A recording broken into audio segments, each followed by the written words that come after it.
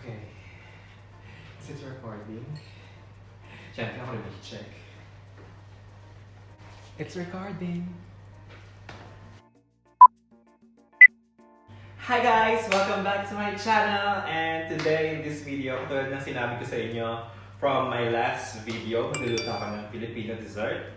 And just to give you a clue kung anong lulutuin ko, actually, hindi ko alam kung meron na kayong idea, but sa ingredients na gagamitin natin, I hope may idea na kayo. But, sasabihin ko pa rin, itong gusto kong sabihin. So, ang gusto kong sabihin, itong lulutuin kong Filipino dessert is karaniwan natin siya nakikita sa mga handaan, sa mga birthday, pero mas kadalasan yata ay sa mga fiesta. So, yun. Sabi nila mahirap daw gawin to, but actually hindi naman siya ganun kahirap gawin. Ang problema lang with this recipe is medyo mahal ang mga ingredients, kaya siguro maraming hindi masyadong gumagawa nito. At kung gagawa man siguro, talagang bilang lang nila yung gagawin nila dahil sobrang, hindi naman sobrang mahal, but magastos kasi yung paggawa nito. Meron na ba kayong idea? So, gagawin kong Filipino dessert today or in this video is Leche Flan. Actually, pangatlong beses ko na itong gagawin dahil yung una, first time ko yung nagawa, nakuha ko yung recipe sa mama ko, but hindi siya ganun pa-perfect. Medyo ang dami niyang bubbles after maluto. And niluto ko siya sa oven using dun sa water bath technique ba yun? Basta, tama ba yun? Kung tama yung sinabi kong water bath technique, just comment down below and say yes, tama ka, JV. So yun, and then the second time na gumawa ako is nag-film na kami talaga actually, but hindi siya na-record, kaya kanina chinek ko kung naka-record. So, it's recording, kaya tuloy-tuloy ang pag-vlog. So, para sa konting chika, dapat yung pangalaw kong luto ko, dapat yun na i-vlog ko, and nung i-edit ko na, wala yung video na kailangan ko. So, kailangan kong ulitin. And since gustong-gusto naman ni Lee na kumain ng Leche Flan, kaya eto, gagawa ako ulit para sa pagkat. So, eto, gagawa ako ulit. And since paboritong nga ni Lee ang pagkain ng Leche Flan, sa pangatlong pagkakataon, magluluto na ako ulit. Or sa pangatlong pagkakataon.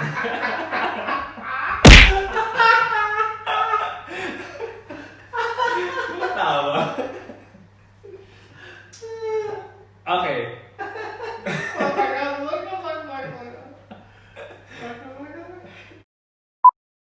So, sa pangatlong pagkakataon, magluluto ako uli ng Leche Flan. And in this video, kasama ko ng guest ko. And alam kong gustong-gusto nyo rin siya nakikita sa vlog ko. So, isasama ko siya sa paggawa nito dahil paborito niya to. At lagi niyang sinasabi sa akin kapag naubos na yung Leche Flan, gumawa pa daw kami. So, sasama ko siya sa paggawa nito. So, yun, bago tapos or bago humaba ang chika ko, tatawagin ko na siya and let's start cooking.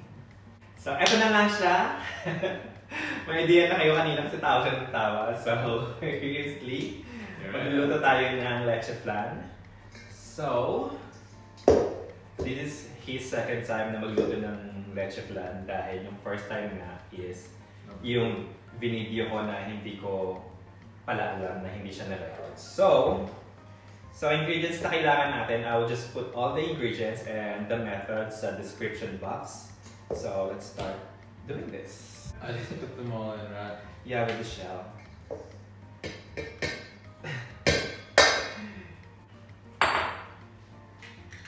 Can you say, sa pangatlong pagkakataon? Sa pangatlong tatakatlakan. What I'm saying earlier. Sa pangatlong pagkakataon? Sa pangatlong tatakatlakan. Nabubulol na sa Tagalog. Akala ko namang ganun English niya. Nabubulol na siya. So, ilalagay lang natin yung 5 eggs. And then, i-whisk natin siya. So, normally, yung mga gumagawa ng Leche Flan, ang ginagamit lang nila is yung egg yolk. and tinatapon nila or inaalis nila yung egg white. But, para hindi sayang yung egg white, ginamit ko na rin siya para dito sa leche flan natin.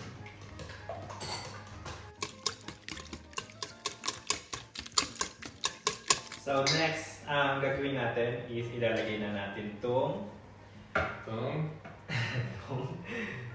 condensed milk.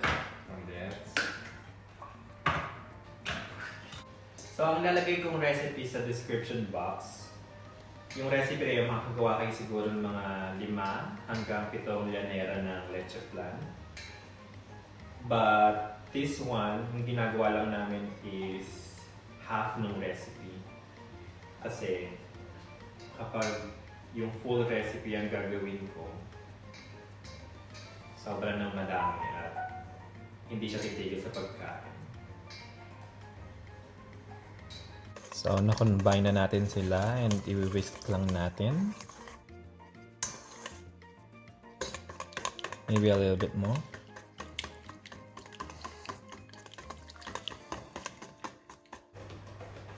And then next, ilalagay na natin itong half cup of evaporated milk. Kung may fresh milk kayo, okay lang din.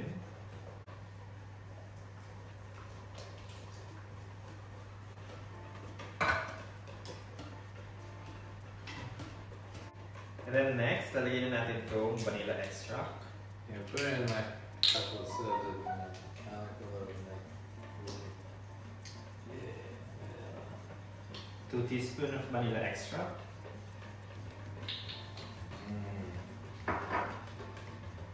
And 2 tablespoons of lemon zest. No, it's not lemon zest. Lemon juice. Haluin lang siya. So, what do you love about leche flan? It's tasty. It's tasty. It's very sweet and delicious. Very sweet, very delicious. Bilipid na. And then next, after natin siyang mahalo lahat, i-strain na natin siya para hindi mapasama yung mga pulp from the lemon. So, I'm going to strain it.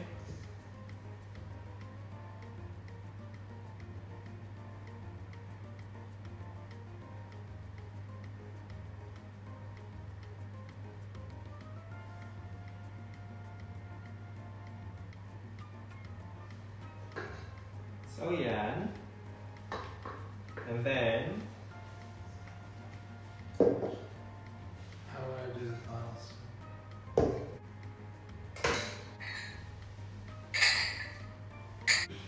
okay, after nun, na-strain na namin siya and then ilagay na namin siya dito sa ramekin. Wala kaming llanera dito sa Australia, so gagamitin ko is ramekin. And nalagyan ko na siya ng coffee, caramel sa loob. And sana mag-melt siya. Kasi mas maganda talaga yung llanera kasi sa experience ko dun sa dalawang niluto namin, ang hirap matanggal or hindi nag-melt masyado yung caramel nung matapos na namin siyang lutuin. And then kapag na-transfer mo na siya, may naiiwan or may stock pa. So mas maganda yung llanera kasi natutunaw niya pa or nami-melt niya pa yung caramel. So yun, ito. Maybe this time I will though. It melts some of it. Yeah, it melts some of it, but not all of it. Not all of it. May naiiwan pa talaga siya sa loob. I think this one will probably work better because there's less in it. The ones where there's more in it, there's like a layer that doesn't melt deeper down. But we'll see. Yeah, okay. So, he's going to transfer the leche flan mix sa ramekin and then i-ready ko na yung paglulutuan na steam. So, okay, here I go. andito pala ako ulit.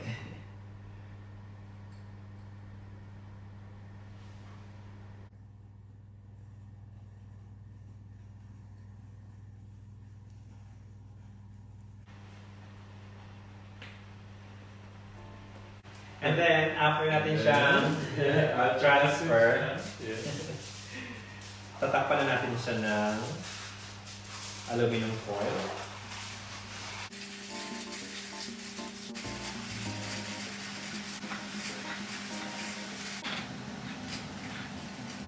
So ito na guys, i-steam na namin siya. And dahil wala kaming steamer, nag-improvise na lang ako ng steamer. Itong wok, nilagyan ko lang ng wrap doon sa loob.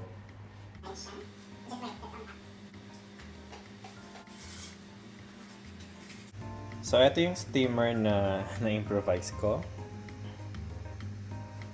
And then, after natin siyang mailagay, tatakpan na natin siya, and then we're going to cook this for 1 hour in a medium-low heat.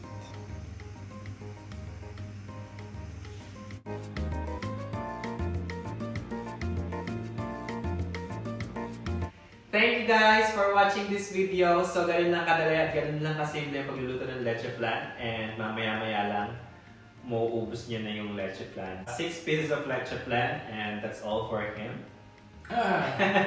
And sana matry niyo siya at home. And kapag na-try niyo siya, don't forget to tag me on my Instagram or Facebook. And kung meron kayong gusto niyo makitang video or gawin ko on my next video, please don't forget to comment down below. And I'll see you guys on my next video. Bye! Bye. Don't forget to Make some leche flan. no. Like and subscribe.